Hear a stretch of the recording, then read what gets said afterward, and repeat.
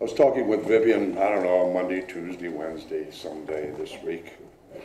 And she said, what are you going to talk about next week? I said, oh, I don't know. I was kind of thinking about the topic, calling my talk, As the World Turns, or Search for Tomorrow, or The Days of Our Lives, or The Young and the Restless.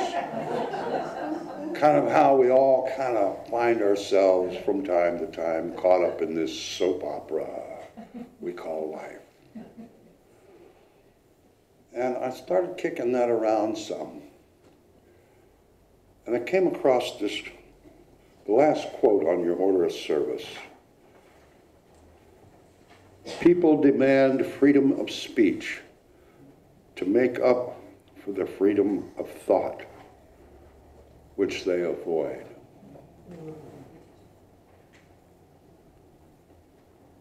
And that really kind of struck a nerve with me, in that I consider the majoral part of my job as a minister is to encourage you to think. Don't care so much what you think about. It's trying to get you to exercise and be aware of your freedom of thought. So I called the talk, Thoughts About Life.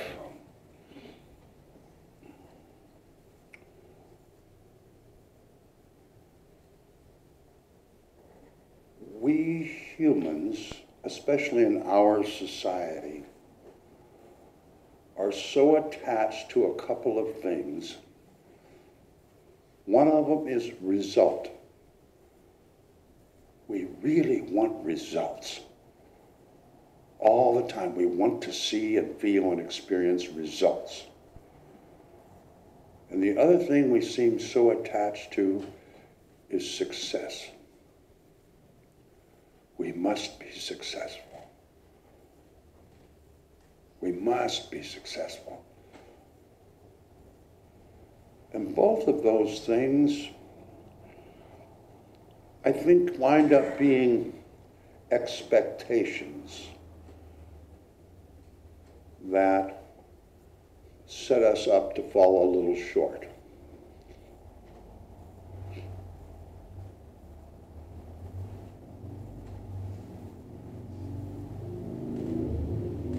I think I'm going to kick out some thoughts and just see how they bounce around, see what you think about them.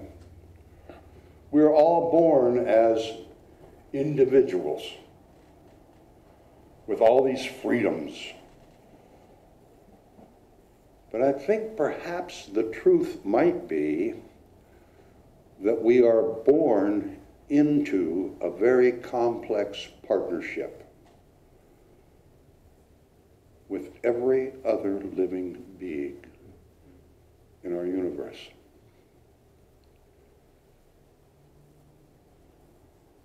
Yes, we are all individuals, but each one of us has a part to play in the universe.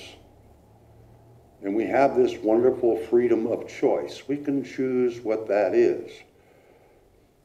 But everything we do, think, or say has effect beyond us.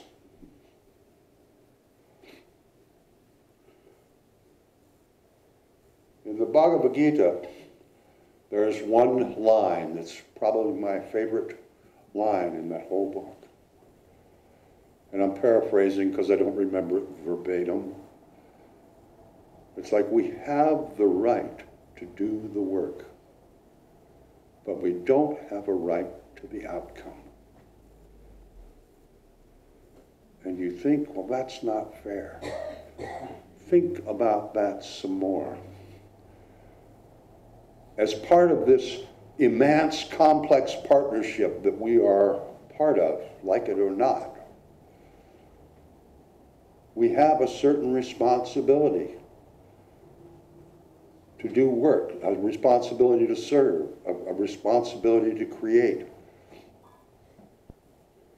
But But the result of that work, that service, that creativity, doesn't necessarily belong to us individually.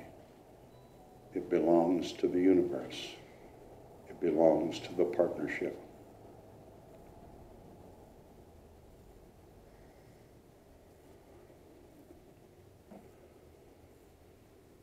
When we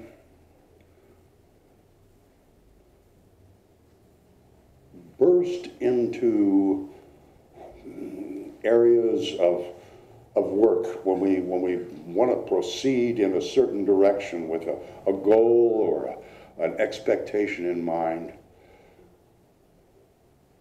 while we're still part of this universal partnership, we take it very personally, and all of a sudden, I'm working to get a car. Well, that's fine, but when our expectation is totally for the car, we are excluding the universe. When we become very focused on our own work and our own expectation and our own results,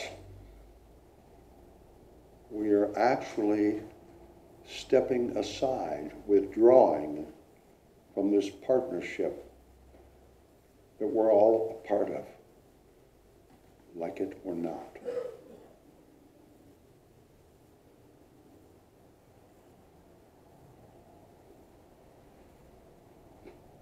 In the movie Bucket List,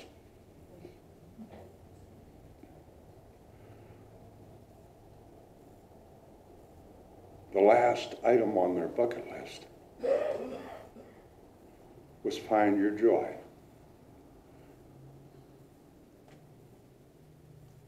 And if each of us really give some serious thought to what is the joy in our lives and pursue that, whatever that might be, that joy is part of, it's the foundation of our creation. That is part of the divine that we can become aware of. And when we find what that joy is, and we work for it, we live it, we share it, we are taking part actively in this partnership with all other living things, our partnership with the universe.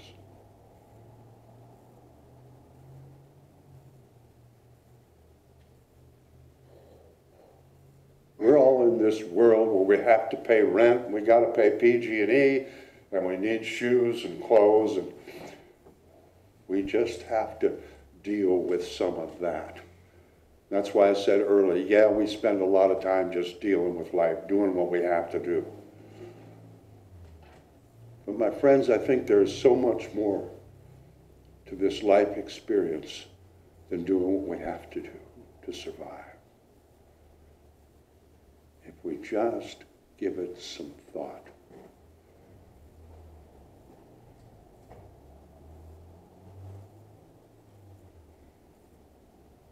You know, that quote that I read talks about freedom.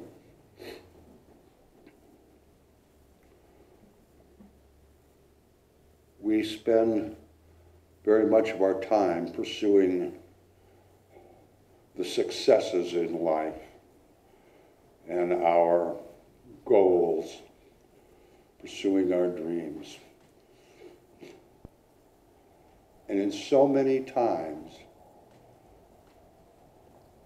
and I think within our society, within our country, as a society, 75% at least of us within this society, in pursuing our goals, trying to find the happy, we have actually enslaved ourselves. We have traded off so much of that freedom to a thing called debt.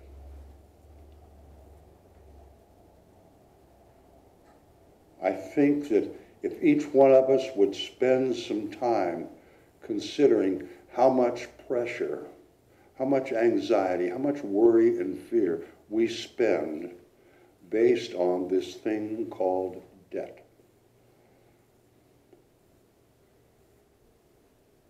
If we had a freedom march for this country, I think the most important freedom that we could march for or work toward over the next century would be to free ourselves from debt. Because that, it doesn't make any difference what your nationality is, what your color is. It's kind of a self-imposed enslavement. And when we're so enslaved by something that causes so much grief and anxiety, what does that do to our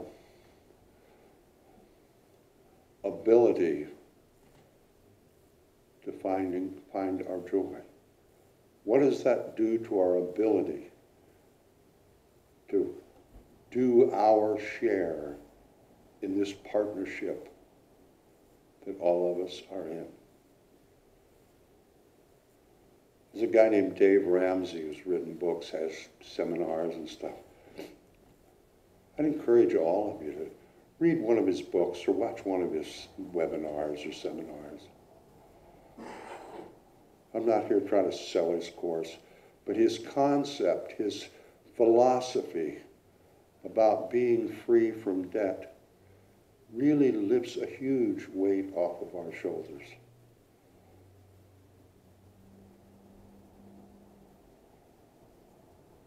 Every one of us in this room this morning, without exception, can spend more time thinking about our lives rather than dealing with our lives, rather than reacting and responding to stuff going on around us. Think about your responsibility in this partnership. And the tools we need to carry out that responsibility, we have them. They're compassion and love and strength and courage, acceptance.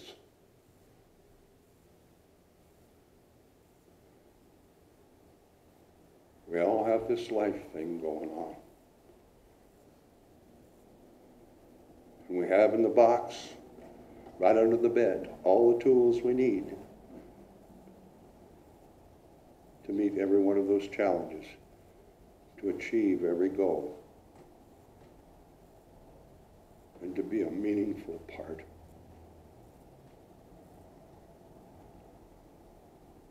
of this partnership